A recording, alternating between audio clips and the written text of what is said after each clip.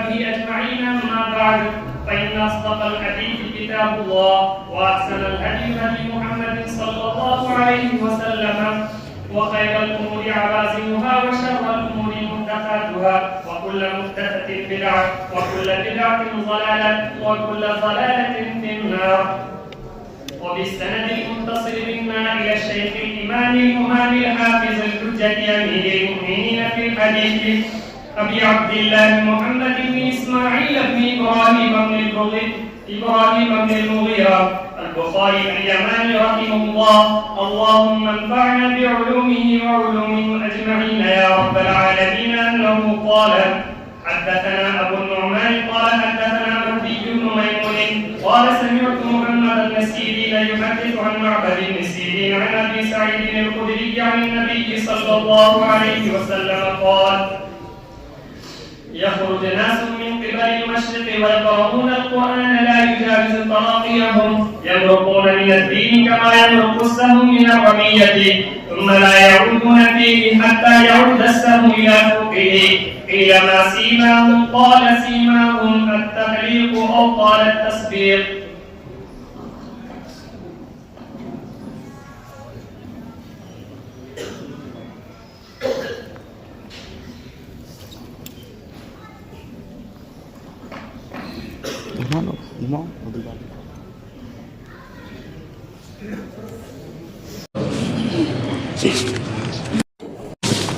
بسم الله الرحمن الرحيم.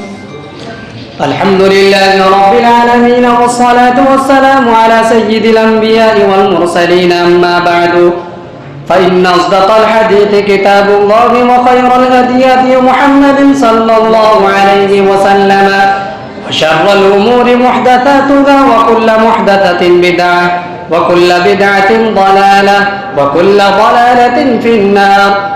حدثنا فضيلة الشيخ المفتي محمد أظهر المظاهري حفظه الله وأكرمه في الدارين، عن فضيلة الشيخ يونس رحمه الله تعالى، عن فضيلة الشيخ زكريا رحمه الله تعالى، عن والده المولانا يحيى رحمه الله تعالى، عن الشيخ العلامة فقيه العصر رشيد أحمد الجنجوي رحمه الله تعالى، عن الشيخ عبد الغني المجدد، عن الشيخ أبي سعيد وقال حدثنا خليل أحمد السهارنفوري رحمه الله تعالى، عن المولانا مظهر علي النانتوي، عن المولانا مملوك علي، عن المولانا رشيد الدين الكشميري قال حدثنا الشيخ عبد العزيز، عن الشيخ ولي الله أحمد بن عبد الرحيم النقشبندي قال أخبرنا الشيخ أبو طاهر محمد بن إبراهيم الكردي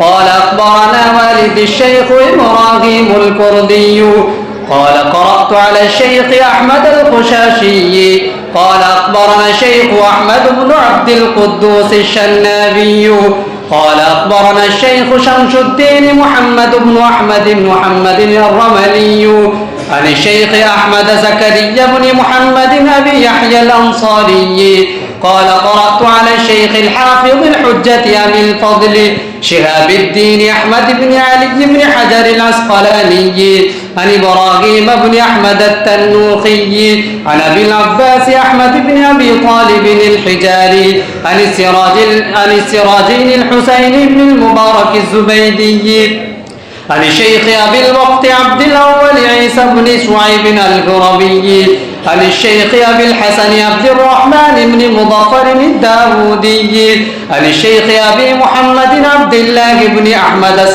السرخسي، عن الشيخ أبي عبد الله محمد بن يوسف الفربري، عن الشيخ الإمام الغمام الحافظ الحجة أمير المؤمنين في الحديث أبي عبد الله محمد بن إسماعيل بن إبراهيم بن المغيرة بن الجعفي اليماني البخاري رحمه الله تعالى. اللهم انفعنا بعلومه وعلومهم أجمعين، آمين يا رب العالمين. أنه قال حدثنا أبو النعمان قال حدثنا مهدي بن ميمون قال سمعت محمد بن سيرين يحدث وعن معبد بن سيرين عن أبي سعيد الخدري رضي الله تعالى عنه عن النبي صلى الله عليه وسلم قال يخرج ناس من قبل المشرق ويقرؤون القرآن لا يجاوز تراقيهم يمرقون من الدين كما يمرق السهم من الرمية ثم لا يعودون فيه حتى يعود السهم إلى فوقه قيل ما سيماهم قال سيماهم التحليق أو قال التسبيد.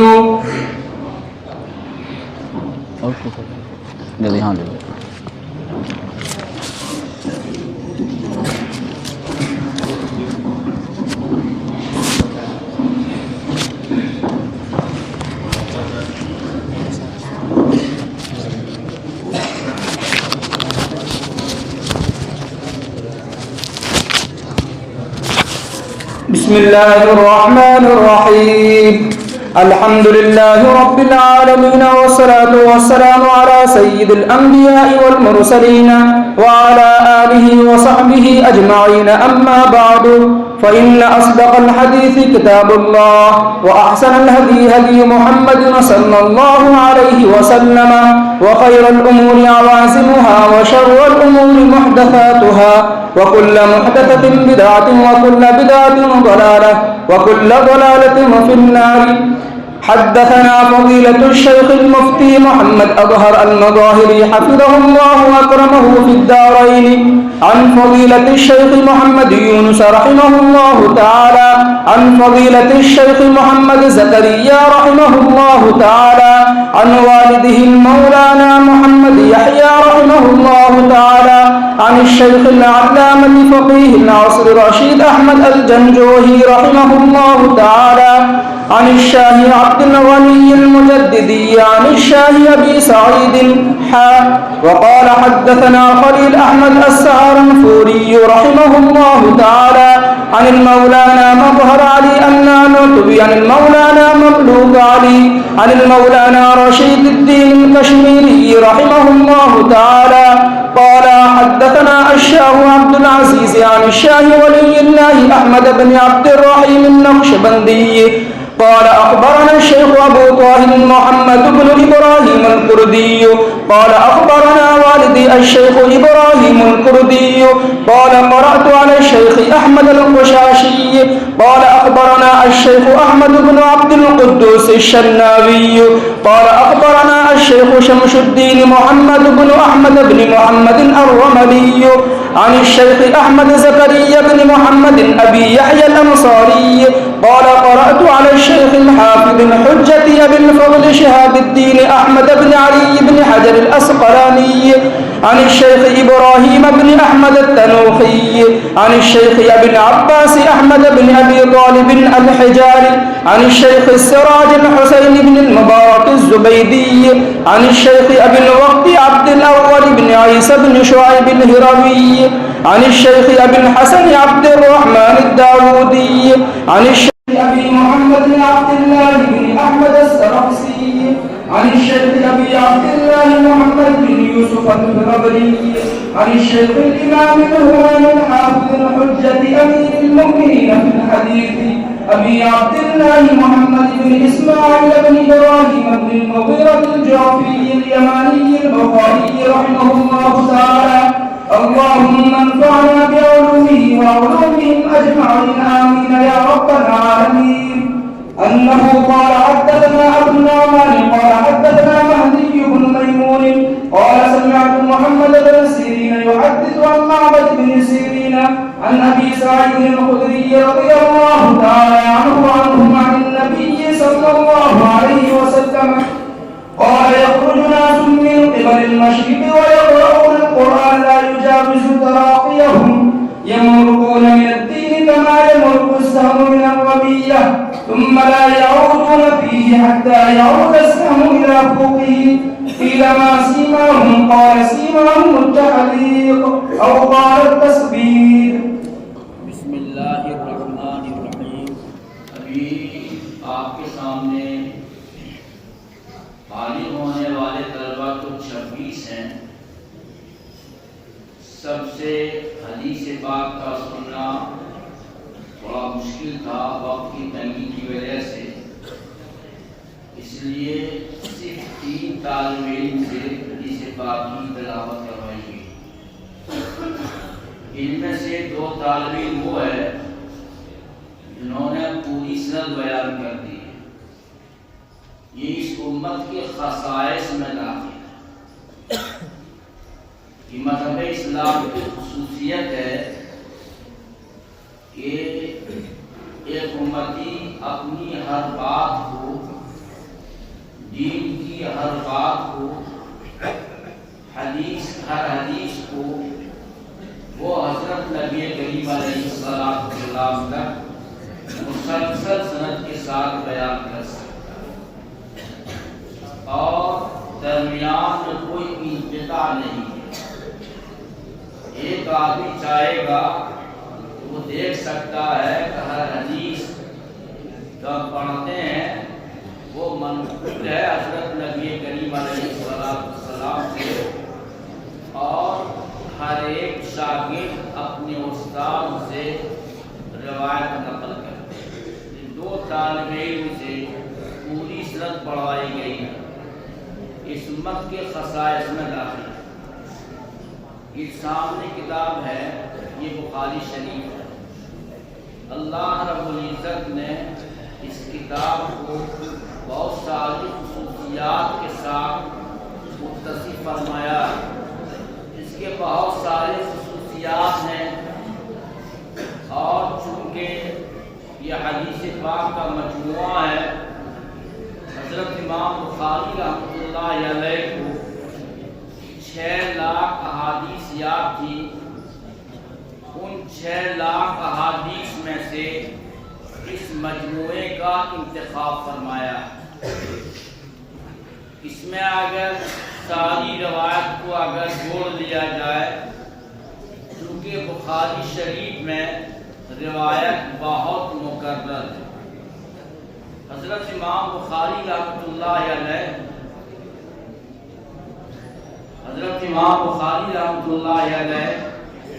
ایک حدیث سے بہت سارے مسائل کا استنباط کرتے ہیں، بہت سارے مسائل نکالتے ہیں تاکہ امت کو فائدہ ہو جائے۔ اس لیے کہ ہر آدمی کے بس کی بات نہیں ہے وہ حدیث سے مسائل نکال سکے، اس لیے حضرت امام بخاری رحمۃ اللہ علیہ ایک حدیث سے کئی مسائل نکالتے ہیں، اور الگ الگ عنوان لگاتے ہیں، الگ الگ جگہوں میں ذکر کرتے ہیں۔ یہ روایت اس میں بہت زیادہ مقرر ہے۔ اگر تمام مقرر روایت کو جمع کیا جائے، صحابہ اور تابعین کی روایتوں کو لے لیا جائے، اس میں 9082 روایت، اور اگر تمام مقررات کو ختم کر دیا جائے، صرف مسند روایت کو لیا جائے، تو تقریباً 2500 اس میں روایت موجود ہے۔ حضرت امام بخاری رحمۃ اللہ علیہ نے 6 لاکھ احادیث میں سے اس کا انتخاب فرمایا، اور حضرت امام بخاری رحمۃ اللہ علیہ نے بڑا اہتمام فرمایا۔ حضرت امام بخاری رحمۃ اللہ علیہ کو حدیث پاک سے ایک عشق کا درجہ حاصل تھا۔ خود فرماتے ہیں الہمت حفظ الحدیث، الہمت حفظ الحدیث، مجھے حدیث پاک کا شوق میرے دل میں ڈال دیا گیا، اور حدیث کے لینے، اساتذہ سے سیکھنے میں انہوں نے بہت زیادہ جانفشانی سے کام لیا، بہت زیادہ انہوں نے محنت کی ہے، مشقت برداشت کی ہے۔ حضرت امام بخاری رحمۃ اللہ علیہ کے والد بہت مالدار تھے۔ جب ان کا انتقال ہونے لگا تو فرمایا میں یہ مال کثیر جمع کیا ہوں، اس میں کوئی مال حرام کا نہیں ہے، اور نہ ایسا مال ہے جو مشتبہ ہے، سب خالص حلال اور طیب اور پاک ہے۔ حضرت امام بخاری رحمۃ اللہ علیہ کی اسی مال سے تربیت ہوئی ہے، اور انہوں نے سارا مال طلب حدیث میں خرچ کر دیا، سارا مال لگا دیا۔ بلکہ ایسا بھی موقع آیا حضرت امام بخاری رحمۃ اللہ علیہ کا توشہ ختم ہو گیا اور کھانے کا سامان باقی نہیں رہا، تو حضرت امام بخاری رحمۃ اللہ علیہ پتے چبا چبا کر کے پیٹ کی بھوک کو دفع کیا کرتے تھے۔ بہت زیادہ جافشانی کی ہے حضرت امام بخاری رحمۃ اللہ علیہ نے۔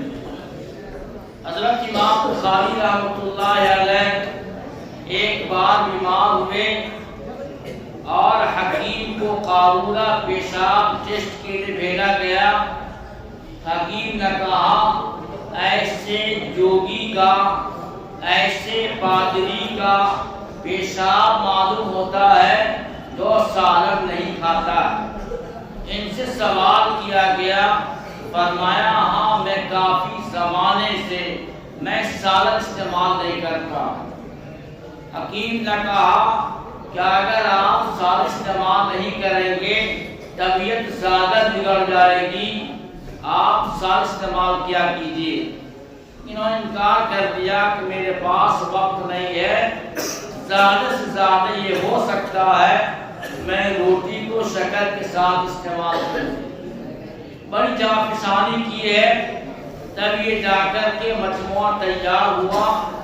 16 سال کی مدت میں یہ کتاب مکمل ہوئی ہے۔ بعض بزرگوں کا کہنا یہ ہے حضرت امام بخاری رحمۃ اللہ علیہ کو جب حدیث پاک لکھنا ہوتا تھا اس روز روزے سے رہا کرتے تھے، اور روزہ خفیہ ہوتا تھا، گھر سے کھانا آتا تھا، کھانا کسی غریب کو کھلا دیتے تھے اور خود روزے سے رہا کرتے تھے۔ حضرت امام بخاری رحمۃ اللہ علیہ نے بڑا اہتمام فرمایا، جب حدیث پاک کے لکھنے کے ارادہ فرماتے اور اس مجموعہ میں سے انتخاب کرنا چاہتے تو پہلے غسل کرتے، 2 رکعت نماز استخارہ کی پڑھتے، اس کے بعد اگر ان کو اس کے بارے میں یقین ہو جاتا، دل مطمئن ہو جاتا تو کتاب میں درج فرما لیتے۔ اس طرح سے حضرت امام بخاری رحمۃ اللہ علیہ نے اس کتاب کو مکمل فرمایا۔ یہ کتاب بہت مبارک کتاب ہے، بہت مبارک کتاب ہے۔ جمال الدین مزی جو بڑے محدث ہیں، اپنے چچا اصیل الدین سے نقل کیا ہے کہ میں مختلف ضرورتوں کے لیے، مختلف کاموں کے لیے میں نے اس کتاب کو 120 بار ختم کیا۔ جب کوئی ضرورت پیش آ جاتی میں بخاری شریف مکمل کرتا تھا اور میں دعا کرتا تھا، میری دعا قبول ہو جاتی تھی۔ تو علامہ نے فرمایا کہ بخاری شریف کو اگر پڑھ کر کے اگر دعا کی جائے تو دعا قبول ہو جاتی ہے۔ اسی لیے ہم حضرات یہاں آئے ہوئے ہیں تاکہ بخاری شریف کی آخری حدیث پڑھ تو پڑھی جائے گی، حضرت پڑھائیں گے، اس کے بعد دعا ہوگی، ہم سب دعا پر آمین کہیں گے اور اللہ ہماری دعا کو قبول کرے گا۔ اسی کام کے لیے ہم لوگ جمع ہوئے ہیں، زیادہ لمبی بحث کرنی نہیں ہے۔ یہ کتاب بہت مبارک کتاب ہے، اور حضرت امام بخاری رحمۃ اللہ علیہ کو بڑا خاص ذوق بھی تھا عبادت کرنے کا، بڑا شوق تھا عبادت کرنے کا، بڑے انہمام کے ساتھ عبادت کیا کرتے تھے۔ حضرت امام بخاری رحمۃ اللہ علیہ ایک مرتبہ کسی باغ میں تشریف لے گئے، یہاں شور و تعامل نہیں ہوگا، یہاں نماز پڑھیں گے۔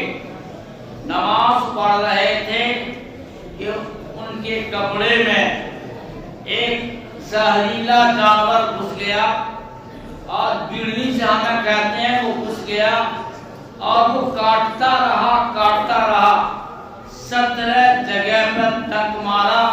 نماز سے فارغ ہوئے، خادم سے کہا ذرا کپڑا اٹھا کر کے دیکھا 17 جگہ پر اس نے ڈنک مارا تھا، لیکن نماز کو مکمل کیا، درمیان میں نماز کو نہیں توڑے۔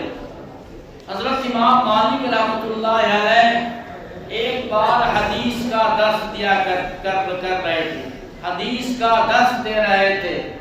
حضرت امام مالک رحمۃ اللہ علیہ کا درس بڑا مقبول درس تھا، اور موطا امام مالک پڑھاتے تھے، اور پڑھا رہے تھے۔ پڑھانے کے درمیان ان کا چہرے کا رنگ بدل جاتا تھا، چہرہ متغیر ہو جاتا تھا، اور مسلسل یہی عمل ہوتا رہا، پڑھاتے رہے۔ جب پڑھا کر کے فارغ ہو گئے، اندر گئے تو اپنا کرتا اتارا، دیکھا بچھو تھا 16 یا 17 جگہ پر بچھو نے ڈنک مارا۔ لیکن حضرت امام مالک رحمۃ اللہ علیہ حدیث کے احترام میں حدیث کو ترک نہیں فرمایا، بلکہ بشاشت کے ساتھ پڑھاتے رہے۔ فرمایا انما صبرت، میں نے صبر کیا ہے، حدیث پاک کی عظمت کی وجہ سے میں نے صبر کیا۔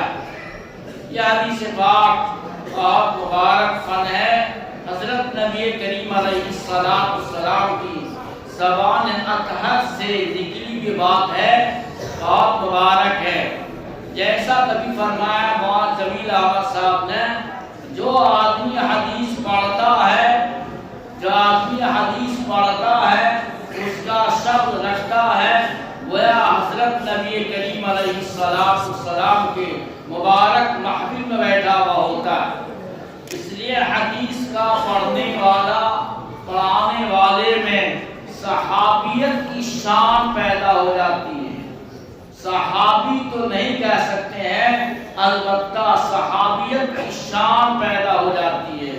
اہل الحدیث ہم اہل النبی ان لم یصحب نفس انفاس صحیح، اہل حدیث ہی واقعتاً اہل نبی ہیں۔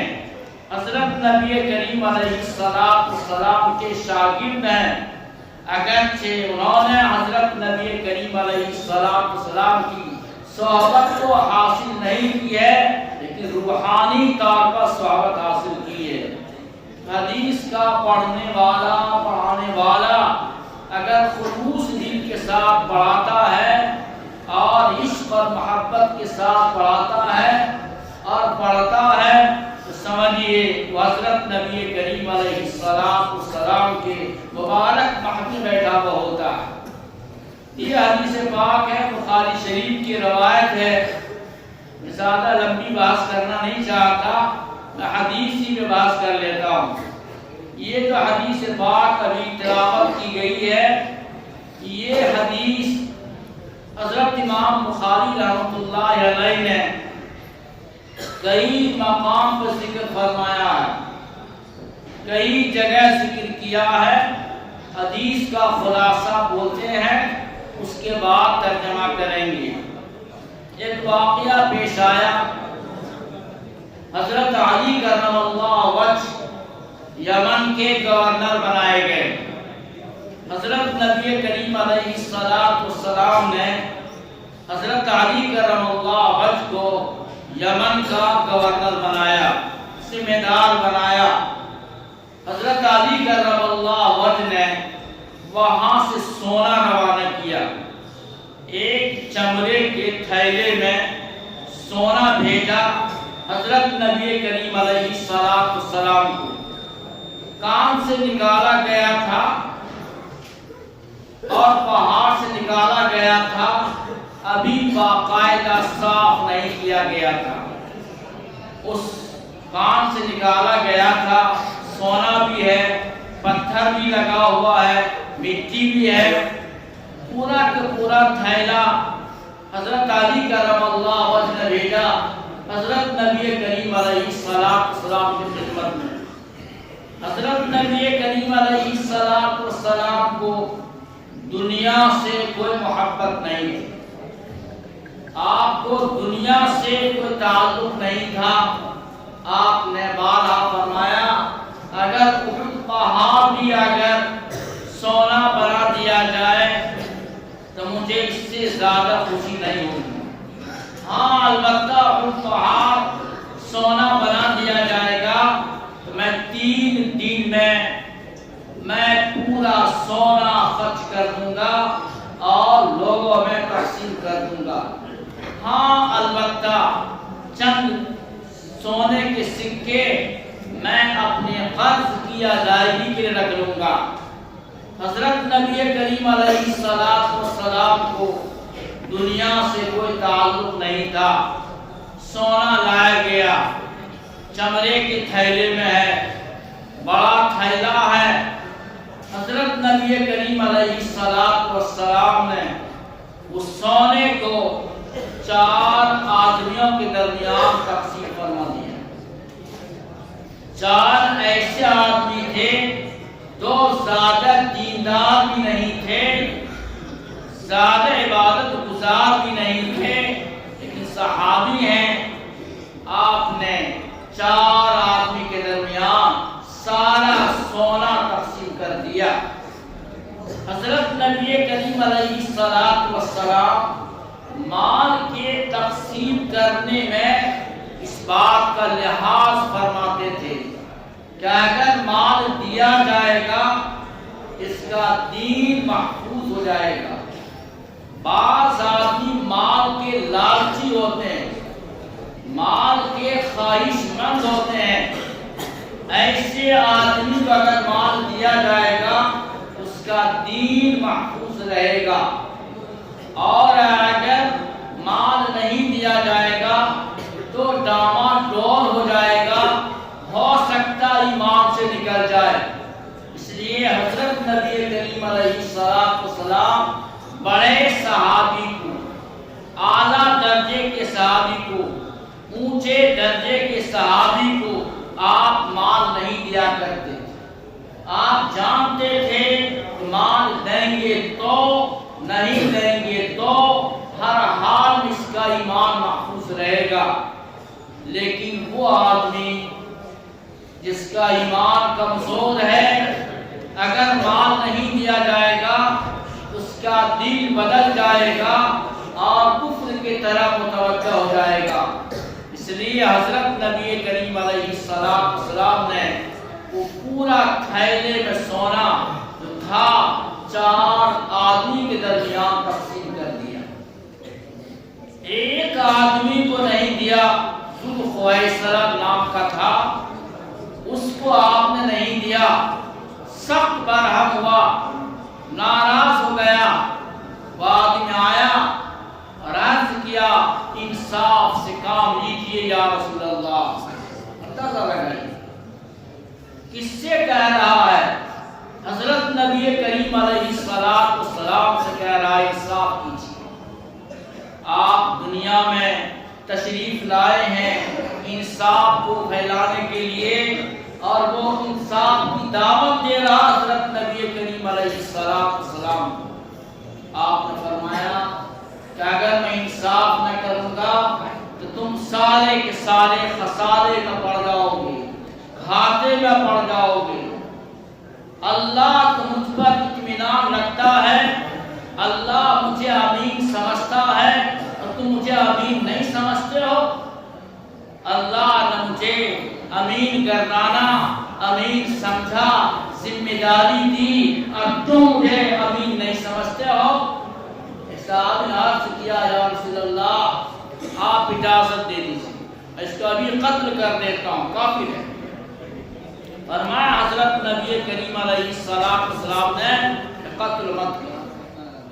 اور یہ آدمی جو آیا تھا حدیث میں اس کا چہرہ شکل و شباہت ذکر کیا گیا، کہا گیا ایسا آدمی تھا اس کے پیشانی کا گوشت ابڑا ہوا تھا، آنکھ اندر کو گھسی ہوئی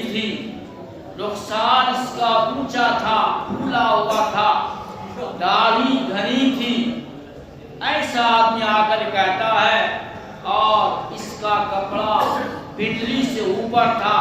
یعنی آپ سمجھیے کہ بظاہر دینداری کے اعتبار سے اعلیٰ درجے کا معلوم ہو رہا ہے، لیکن اعتراض کتنا بڑا کیا. انصاف سے کام لیجیے یا رسول اللہ. صحابہ کو غصہ آیا، آپ چاہتے تھے قتل کر دیں، آپ نے منع کر دیا قتل مت کرو. کیوں؟ ایک بڑا فتنے کا سرغنہ ہے یہ آدمی، ایک بڑے فتنے کا سرغنہ ہے یہ آدمی. اس کی نسل سے قوم پیدا ہوگی، اس کے نسل میں قوم پیدا ہوگی جو بظاہر قرآن کو بہت اچھی طریقے سے تلاوت کرے گی. اتنا شاندار قرآن کریم کوئی پڑھے گی کہ تم سمجھو گے کہ شاندار قاری قرآن ہے. نماز شاندار پڑھے گا اور نماز کثرت کے ساتھ پڑھے گا اور اتنا زیادہ نماز پڑھے گا کہ تم اپنی نماز کو ان کی نماز کے مقابلے میں حقیقی سمجھو گے. روزہ بکثرت رکھے گا، روزہ بہت رکھے گا، اتنا روزہ رکھے گا کہ تم اپنے روزے کو اس کے مقابلے میں حقیقی سمجھو گے. قرآن کو شاندار پڑھے گا، قرآن کو چھیل چھیل کے پڑھے گا، قرآن شاندار پڑھے گا، لیکن اس کا پڑھنا مقبول نہیں.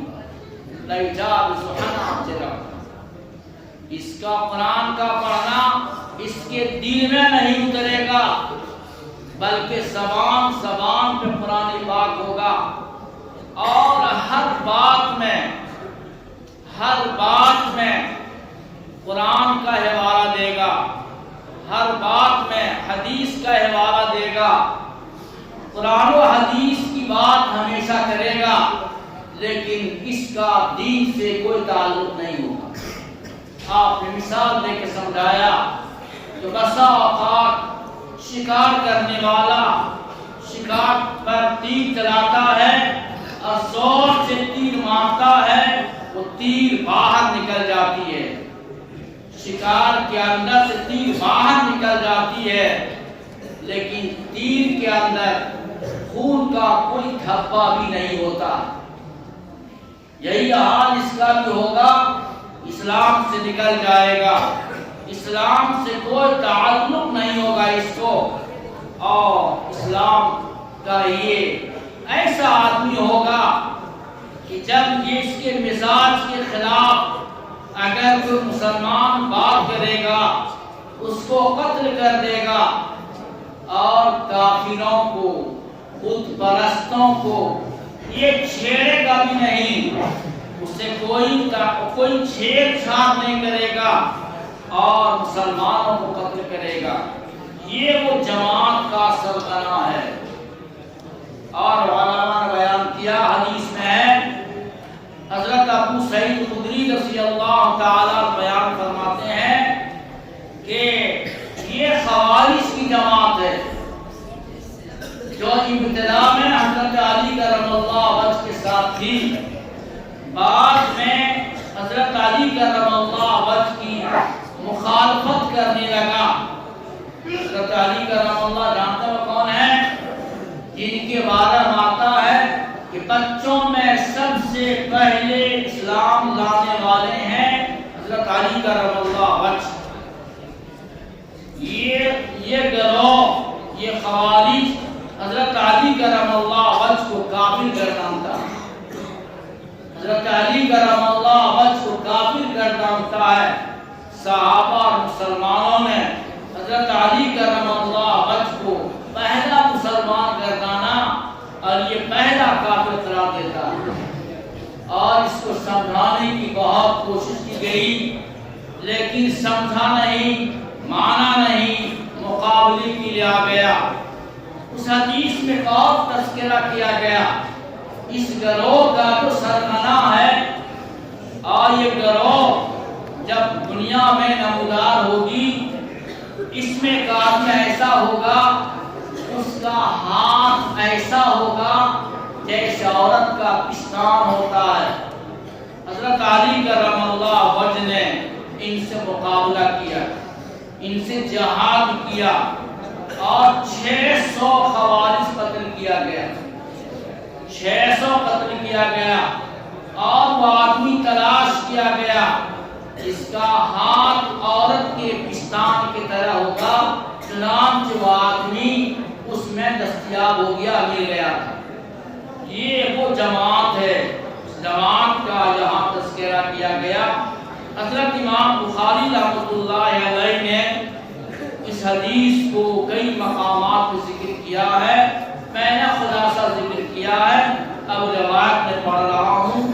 یہ روایت منقول ہے حضرت ابو سعید خدری رضی اللہ تعالیٰ عنہ سے۔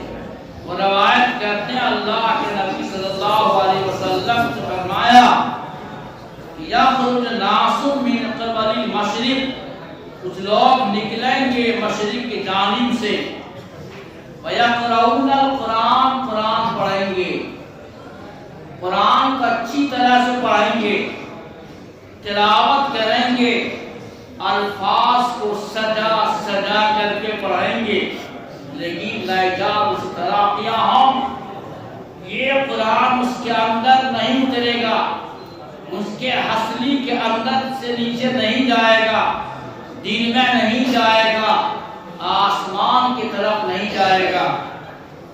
لَيَجَاوِزُ تَرَاقِيَهُمْ، یہ وہ جماعت ہے۔ یہ قرآن تو بہت پڑھتے ہیں لیکن ہدایت سے دل خالی ہوتا ہے۔ لَيَجَاوِزُ تَرَاقِيَهُمْ، دین سے نکل جائیں گے، دین سے ان کا کوئی تعلق نہیں ہوگا۔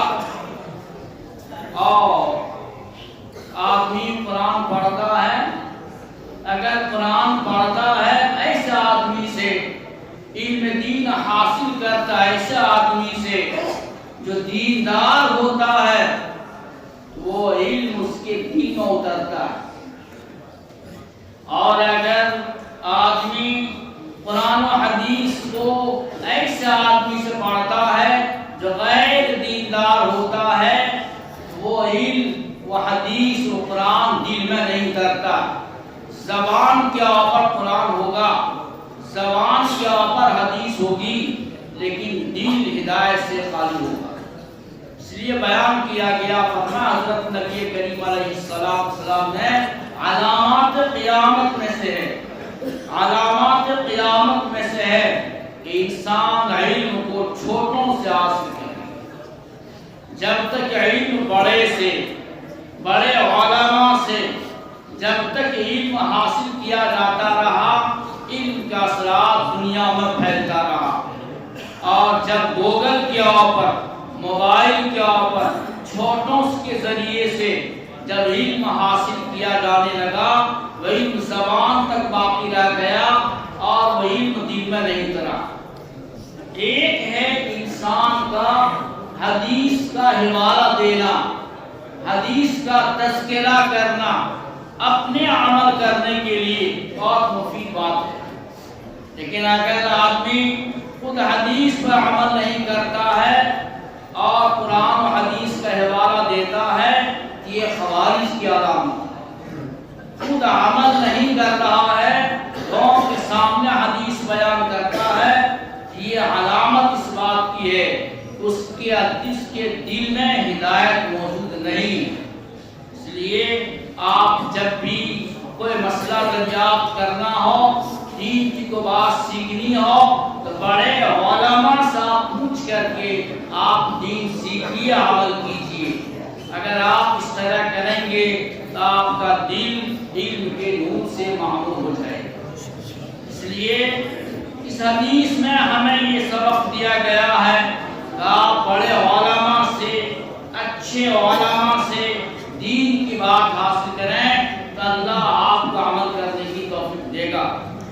اور اگر آپ نے ایسے آدمی سے، یہود و نصارہ سے، گوگل کے ذریعے سے اگر آپ علم حاصل کریں گے تو بجائے دل میں نور پیدا ہونے کے، دل میں تاریکی پیدا ہوگی۔ ابن سیرین ایک بڑے محدث ہیں، وہ بیٹھے ہوئے ہیں، ایک آدمی آ گیا، ایک آدمی آ جاتا ہے، دیکھتے ہیں کہ کان کان میں انگلی ڈال لیتے ہیں، ایک ہاں کان میں انگلی ڈال دیا، وہ آدمی کہتا ہے حضرت آپ انگلی ہٹائیے کان سے، میں آپ کے سامنے صرف قرآن کی ایک آیت تلاوت کروں گا، میں کچھ نہیں بولوں گا۔ انہوں نے کہا میں خدا کا واسطہ دیتا ہوں تم چلے جاؤ، میں خدا کا واسطہ دیتا ہوں تم چلے جاؤ، میں تمہاری ایک بات بھی سننا نہیں چاہتا۔ وہ اصرار کر رہا ہے آپ انگلی ہٹا دیجئے، میں کچھ نہیں کہوں گا، میں قرآن کی صرف ایک آیت تلاوت کروں گا اور میں کچھ نہیں کہوں گا۔ انہوں نے فرمایا نہیں، میں اللہ کا واسطہ دیتا ہوں تو میرے پاس سے چلے جاؤ۔ بار بار اصرار کے بعد وہ آدمی چلا گیا۔ فرمایا اگر میرے سامنے قرآن کی ایک آیت پڑھ دیتا، چونکہ دل کے اعتبار سے گندا ہے، دل کے اعتبار سے ناپاک ہے، میرے دل میں شبہ پیدا کر دیتا کہ میں اگر نکالنا چاہتا میں نکال نہیں سکتا، میں نکالنا چاہتا میں نکال نہیں سکتا تھا، اس لیے میں نے کہا تم یہاں سے چلے جاؤ۔ اس لیے آپ دین کی بات بڑے علماء سے سیکھیے، اچھے عالم سے سیکھیے جن پر لوگوں نے اعتماد کیا ہے، امت نے اعتماد کیا ہے، ایسے علماء سے آپ علم سیکھیے، آپ کا دل روشن ہوگا، آپ کا علم آپ کو عمل پر مجبور کر دے گا۔ انسان کے پاس جب علم صحیح آئے گا تو عمل پر مجبور ہو جاتا ہے، اور اگر علم آیا ناپاک راہوں سے آ گیا تو آپ کا دل داغی ہو جائے گا۔ یہ حدیث سے ہمیں یہ بات معلوم ہوتی ہے۔ فرمایا لا يعودون ثم لا يعودون فيه، یہ دین سے نکل جائیں گے اور پھر لوٹ کر نہیں آئیں گے، دیندار نہیں بنیں گے، جیسے تیر جب شکار سے نکل جاتی ہے تو لوٹ کر شکار کی طرف نہیں آتی ہے، ایسے دین سے نکل جائیں گے اور ان کا دین سے کوئی تعلق نہیں ہوگا۔ قیل ما سیماہم، آپ نے صحابہ نے پوچھا یا رسول اللہ ایسی جماعت کی علامت کیا ہے؟ فرمایا التعلیق او قال التسبیح، تسبیح، یہ ہمیشہ بال مڑائیں گے۔ بال کا مڑانا، سر کا چھلانا جائز ہے، لیکن اگر کوئی آدمی اس کو دین سمجھ کر کے چھلائے گا، دین سمجھ کر کے چھلائے گا، یہ علامت ہے اس کے دل میں گندگی۔ حضرت نبی کریم علیہ السلام سر کا بال نہیں چھلاتے تھے، آپ سر پہ بال رکھا کرتے۔ عرب کے ماحول میں بال رکھنے کا رواج تھا، چھلانے کا رواج نہیں تھا۔ ہاں چھلانا جائز ہے، منع نہیں ہے، دین سمجھ کر کے چھلائے گا، علامت ہے خوارج کی علامت۔ اور اگر یوں ہی چھلا رہا ہے، کسی بیماری کی وجہ سے چھلا رہا ہے، جوئی کی وجہ سے چھلا رہا ہے، عادت ہونے کی وجہ سے چھلا رہا ہے، کوئی حرج کی بات نہیں ہے۔ لیکن اگر دین سمجھ کر کے چھلائے گا، گویا غیر دین کو دین میں داخل کر رہا۔ قیل سیماہم قال السیما والتعلیق او قال التسبیح۔ یہ حدیث تھی، میں نے آپ کے سامنے پڑھ دی ہے۔ اللہ کا کرم ہے کہ اللہ رب العزت نے ہم سب کو پڑھنے پڑھانے کا موقع دیا۔ اللہ ہم سب کے پڑھنے پڑھانے کو قبول فرمائے۔ یہ حدیث قرآن شریف میں نے پڑھی ہے، جیسا کہ بتایا بعض طالب علم میں شیخ مولانا محمد یونس صاحب رحمۃ اللہ۔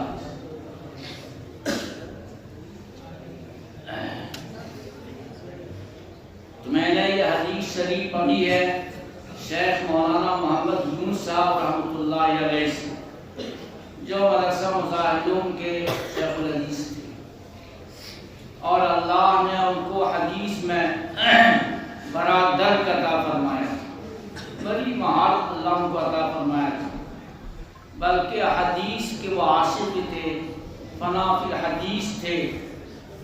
مجھے ان سے بخاری شریف اور کئی کتاب پڑھنے کی اللہ نے توفیق دی ہے۔ شیخ مولانا محمد یونس صاحب رحمۃ اللہ علیہ نے بخاری شریف پڑھی ہے، شیخ زکریا صاحب رحمۃ اللہ علیہ سے۔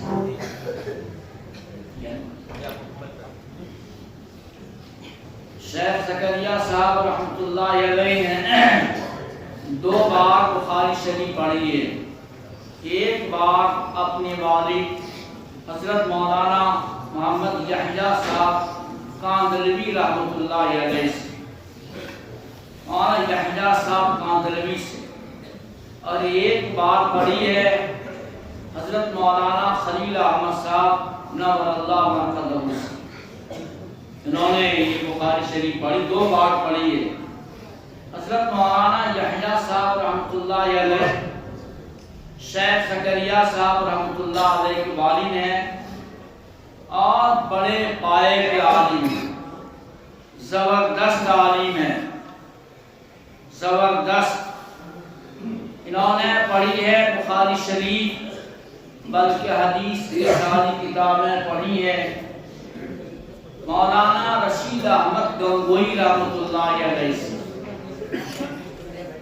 مولانا رشید احمد گنگوئی رحمۃ اللہ علیہ سے انہوں نے پڑھی ہے۔ مولانا یحییٰ صاحب رحمۃ اللہ علیہ تقریباً ساری کتاب پڑھ چکے تھے اور مدرسہ امینیہ دہلی میں پڑھتے تھے، دور حدیث میں داخلہ بھی لے لیا تھا، لیکن مولانا یحییٰ صاحب رحمۃ اللہ علیہ کی یہ خواہش تھی میں کسی بڑے اللہ والے سے حدیث پڑھنا چاہتا ہوں، اس لیے حدیث کے سبق میں نہیں جاتے تھے، البتہ مطالعہ کرتے رہتے تھے، مطالعہ کرتے رہتے تھے۔ امتحان لینے کے لیے آئے حضرت مولانا خلیل احمد صاحب نور اللہ مرکزہ، ان کا امتحان لیا، کتابیں سب زبانی، پوچھا پڑھتے کیوں نہیں ہو؟ کہا حضرت ارادہ ہے کسی اللہ والے سے کتاب پڑھنے کی، حدیث پڑھنے کی۔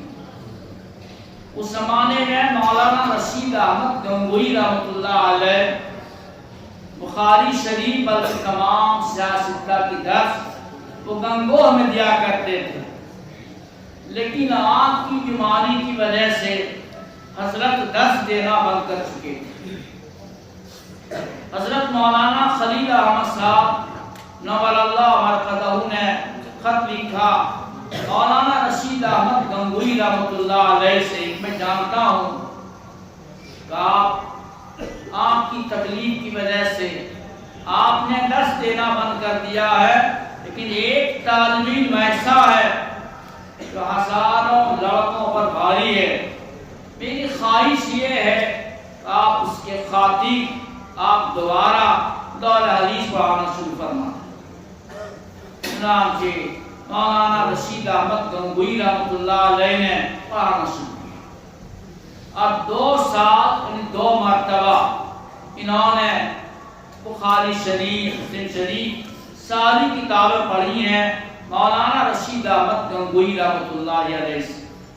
اور مولانا یحییٰ صاحب رحمۃ اللہ علیہ پھر تو وہ گنگوہی کے رہ گئے اور حضرت کی زندگی تک گنگوہی میں رہے اور ان کے خادم خاص بن کر کے زندگی گزار دیا۔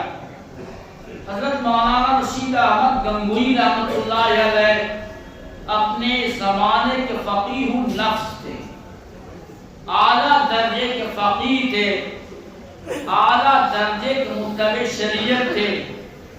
انہوں نے صحابہ کی ساری کتابیں بخاری شریف وغیرہ شاہ عبد الغنی صاحب رحمۃ اللہ علیہ سے حاصل کی ہے، اور شاہ عبد الغنی صاحب رحمۃ اللہ علیہ نے شاہ ابو سعید رحمۃ اللہ علیہ سے حاصل کی۔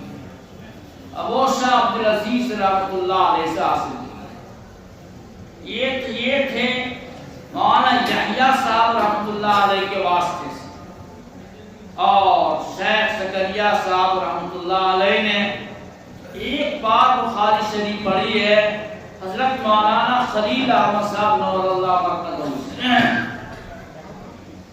میں چاہتا ہوں کہ بزرگوں کا تعارف بھی ہو جائے،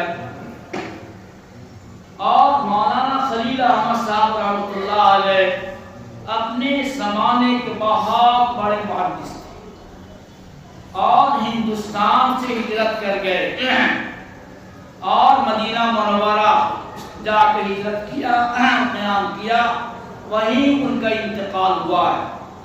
جنت البقیع میں ان کا مزار موجود ہے، مولانا خلیل احمد صاحب نور اللہ مرقدہ، اور انہوں نے بخاری شریف پڑھی ہے مولانا مسعد صاحب نانوتوی رحمۃ اللہ علیہ سے۔ مولانا مسعد صاحب نانوتوی رحمۃ اللہ علیہ ہمارے ان بزرگوں میں داخل ہیں جو انگریز سے مقابلہ کیا شاملی کے میدان میں، جب ایک طرف انگریز کی فوج تھی اور دوسری طرف ہمارے تمام اکابرین مولانا قاسم صاحب، رشید احمد گنگوئی رحمۃ اللہ علیہ، حاجی داد اللہ صاحب مہاجر مکی رحمۃ، سارے اکابرین وہاں انگریز سے مقابلہ کیا۔ مولانا مسعد صاحب نانوتوی رحمۃ اللہ علیہ کو بھی گولی لگی یا زخم لگا، یہ گر گئے، بے ہوش ہو گئے۔ دیکھتے کیا ہے، ایک حور ہے جو پیالہ رکھے ہوئے ہے اور تمام لوگوں کو پلا رہی ہے، سب کو پلاتے پلاتے آ رہی تھی۔ ان کا بھی نمبر آیا، پیالہ منہ میں لگا دیا۔ کسی نے کہا یہ ان میں سے نہیں، جن کی ابھی شہادت ہوگی ان میں سے یہ نہیں، لیکن پیالہ ہونٹ میں لگا دیا۔ اس کا اثر یہ رہا کہ ان کا ہونٹ میٹھا ہو گیا تھا، ہمیشہ اپنے ہونٹ کو چاٹتے رہتے تھے، مٹھاس حاصل کرنے کے لیے اپنے ہونٹ کو چاٹا کرتے تھے۔ مولانا مسعد صاحب نانوتوی رحمۃ اللہ علیہ، اور انہوں نے حدیث کی کتابیں پڑھی ہیں مولانا مملوک علی صاحب رحمۃ اللہ علیہ سے، استاد الکل، استاد العلماء ہے یہ، بہت رشید احمد گنگوئی، مولانا قاسم صاحب نانوتوی رحمۃ اللہ علیہ، ان تمام اکابرین کو استاد ہیں مولانا مملوک علی صاحب رحمۃ اللہ علیہ۔ مولانا مملوک علی صاحب رحمۃ اللہ علیہ نالندہ کے رہنے والے تھے اور دہلی پڑھنے کے لیے گئے تھے۔ حافظہ بڑا کمزور تھا حضرت کا، بہت کمزور حافظہ تھا۔ جہاں جاتے پڑھنے کے لیے استاد ان کو واپس کر دیتا تھا کہ آپ کو علم سے کوئی مناسبت نہیں ہے، واپس کر دیتا۔ پریشان حال تھی کہاں جا کر کے پڑھیں، گئے شاہ عبدالعزیز رحمۃ اللہ علیہ کے پاس، شکایت کی میں جہاں جاتا ہوں لوگ مجھے واپس کر دیتے۔ فرمایا، شاہ صاحب نے فرمایا ایسا ہے کہ تم کل میرے پاس ہدایت النحو لے کر کے آ جاؤ، میں پڑھا دوں گا، 2-4 صفحے پڑھاؤں گا، علم سے مناسب پیدا ہو جائے گی، پھر جہاں چاہو گے وہاں پڑھ سکتے ہو۔ چنانچہ مولانا مملوک علی صاحب رحمۃ اللہ علیہ نے شاہ صاحب سے چند صفحہ پڑھا ہدایت النحو کا، اس کے بعد پڑھتے چلے گئے، ذہن کھل گیا حضرت کا، اور اتنے بڑے عالم ہوئے۔ سر سید احمد خان کو استاذ ہیں، مولانا قاسم صاحب کو استاذ ہیں، بڑے ہندوستان کے بڑے بڑے علماء کو استاذ ہیں۔ سر سید صاحب لکھتے ہیں کہ اگر دہلی کا کتب خانہ جلا دیا جائے، دہلی کا کتب خانہ جلا دیا جائے تو کوئی حرج کی بات نہیں ہے، کوئی حرج کی بات نہیں ہے، شرط یہ ہے کہ مولانا مملوک صاحب زندہ رہیں۔ اگر وہ زندہ رہیں گے تو ساری کتابیں ان کے حافظے سے دوبارہ لکھ لی جائے گی۔ یہ ہے مولانا مملوک علی صاحب رحمۃ اللہ علیہ، مولانا مظہر صاحب رحمۃ اللہ علیہ کو استاد ہیں، حدیث پڑھی مولانا مملوک علی صاحب رحمۃ اللہ علیہ سے۔ مولانا مملوک علی صاحب رحمۃ اللہ پڑھی ہے رشید الدین کشمیری رحمۃ اللہ علیہ سے، موسیٰ عبد العزیز رحمۃ اللہ علیہ سے۔ یہ میری سند مختصر میں نے ذکر کر دی ہے، آپ طالب علموں کو میں اپنی سند کے ساتھ روایت بیان کرنے کی اجازت دیتا ہوں۔ آپ حدیث کی روایت کر سکتے ہیں میری جانب سے، لیکن تقوی اور طہارت کا خیال ہے۔ دنیا بڑا پرفتن ہے، ہم لوگ دنیا میں گھرے ہوئے ہیں، ہمارے دل میں اب صرف ایک امنگ ہے کہ ہمیں دنیا مل جائے،